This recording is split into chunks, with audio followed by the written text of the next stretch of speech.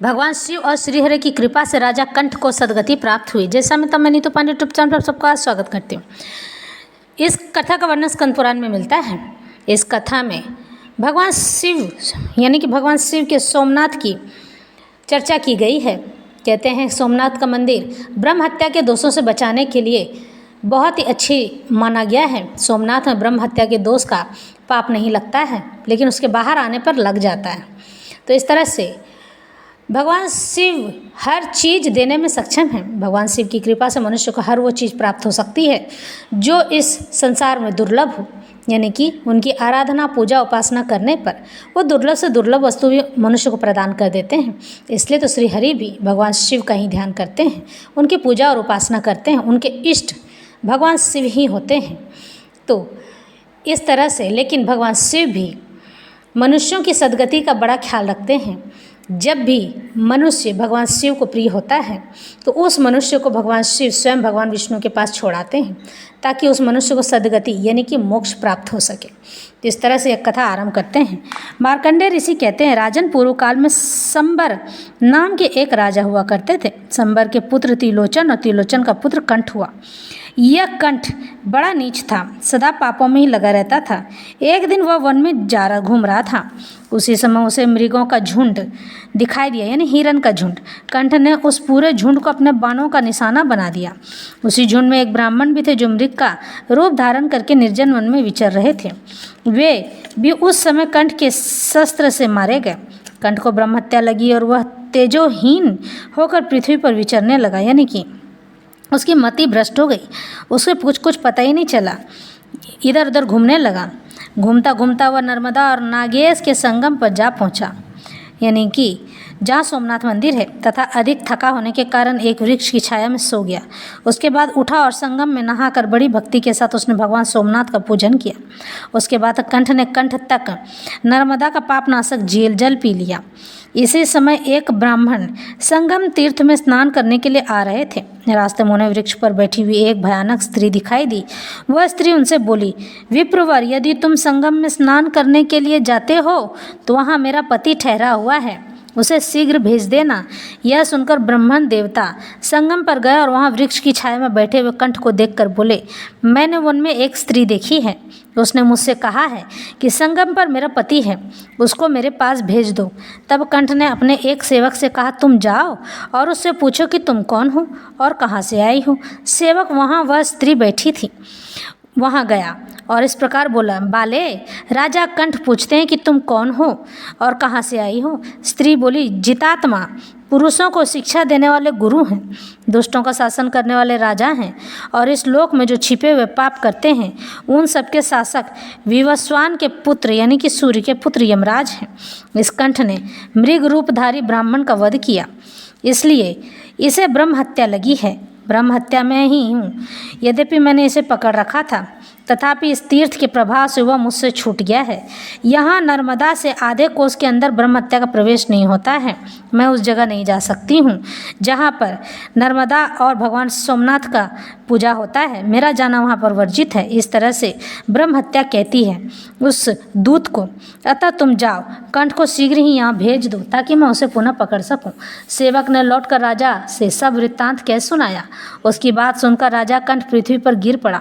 तब सेवक ने कहा, नाथ, आप पहले के शुभाशुभ के विषय में इतना शोक क्यों करते हैं। उसने उत्तर दिया, मैं यहीं भगवान सोमनाथ के समीप प्राण त्याग करूँगा।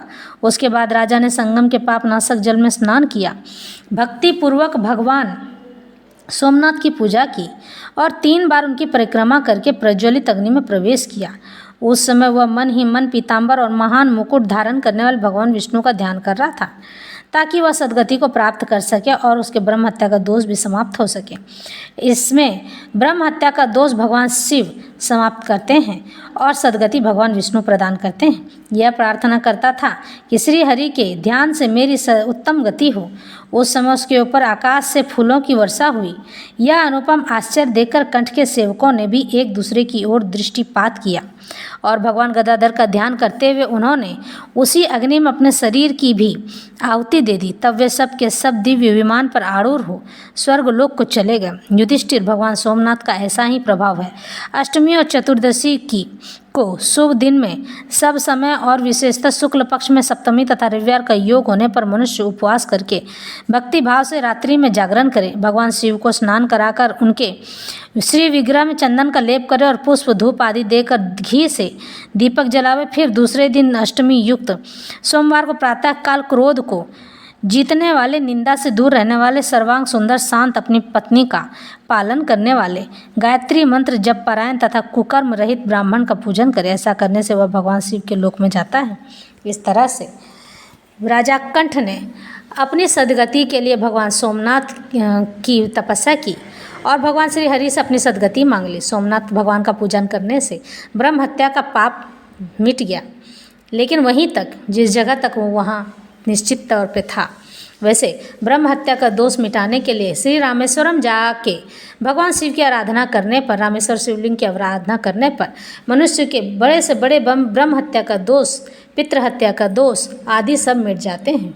इस तरह से हमारे तीर्थों में हमारे ईश्वर ने हमारे लिए बहुत ही अच्छे स्थान खोल रखे हैं ताकि हम अपने पापों से मुक्ति पा सकें और कष्टों से निवारण पा सकें। लेकिन मनुष्य है कि तंत्र के पीछे भागता है। तंत्र आपका समय सीमा के अनुरूप कार्य करता है और मंत्र इस जन्म में, आने वाले जन्म में, उसके अगले जन्म में काम करता है। यही नहीं, आपकी आने वाली पीढ़ी का भी उद्धार मंत्र कर देती है। यानी कि आपने जो मंत्र जाप किया है, इसकी सिद्धि की है, उस मंत्र जाप के प्रभाव से आपकी आने वाली पीढ़ी सदा सदा ईश्वर का भजन करती रहेगी, दुर्गति नहीं पाएगी।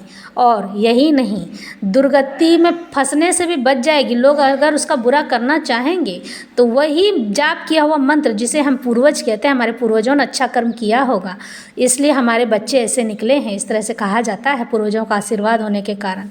तो हम पूर्वज होने के नाते अपने आने वाली पीढ़ी के लिए, भविष्य संवारने के लिए मंत्र जाप कर सकते हैं, भगवान का नाम स्मरण कर सकते हैं। लेकिन मंत्र जाप भी मनुष्य को ईश्वर की शरण में रहकर गुरु का आदेश पाकर गुरु बनाकर ही करना चाहिए। वैसे कहते हैं ना कि आपका गुरु जितना सर्वश्रेष्ठ होगा, आप उतने ही उच्च कोटि के होंगे, क्योंकि जितना गुरु सर्वश्रेष्ठ होता है उसका शिष्य भी उतना ही बलशाली होता है, उतना ही योग्य होता है। इसलिए अपना गुरु चुन कर बनाएं, ऐसे गुरु बनाएं जो आपको विपत्ति में सहारा दे सके, आपकी विपत्ति का नाश कर सके, ना कि विपत्ति को देखकर भाग जाए। तो हमारे जीवन में हमारे ईश्वर ने हमारे लिए बहुत कुछ कर रखा है, हमें मंत्रों की शक्ति दी है। हम अपने मंत्रों की शक्ति से हम कुछ भी कर सकते हैं। अपने आने वाले आज को, अपने आने वाले कल को, यानी अपने भविष्य को, अपने बच्चों को संवार सकते हैं ताकि वह बुरी गति में, दुर्गति में न पड़े। और जो लोग मांसाहार का प्रयोग करते हैं, यही नहीं, झूठ बोलते हैं, मांस मदिरा आदि का प्रयोग करते हैं, दुर्गति में पड़ते हैं, उन लोगों का जीवन कहीं का नहीं रहता है। वो लोग वैसे ही जीते हैं और पिशाच योनि, भूत योनि, राक्षस योनि में पड़कर सदा सदा के लिए दुर्गति में चले जाते हैं। फिर भगवान उसे 84 लाख योनि में भी डाल देते हैं। 84 लाख का मतलब समझते हैं ना, बार बार जन्म लेना और मृत्यु को प्राप्त होना, इसमें बड़ा कष्ट होता है। इसमें मनुष्य इतना कराहता है जैसे कि उसे रोज़ कोड़ों की मार पड़ती हो। तो दुर्गति में नहीं पड़ना चाहिए। मनुष्य को हमेशा मंत्र का सहारा लेना चाहिए, ईश्वर के नाम का सहारा लेना चाहिए। मंत्र जाप करने से पहले यह जान लेना चाहिए कि मंत्र के लाभ और हानि भी होते हैं। आप उससे उबर पाएँ तभी मंत्र जाप कीजिएगा, नहीं तो नाम स्मरण कीजिए। उसके तो केवल लाभ होते हैं, हानि बिल्कुल नहीं होती है। मंत्र जाप करने से, भगवान नारायण का जाप करते रहने से मनुष्य के जीवन का उद्धार हो जाता है और उसे सुख और दुख के किसी भी भाग का भागी नहीं बनना पड़ता है। वह शांति प्रिय जीवन बिताता है और उसी में उसका सुख होता है। तो इस तरह से यह बात यहीं संपन्न करते हैं।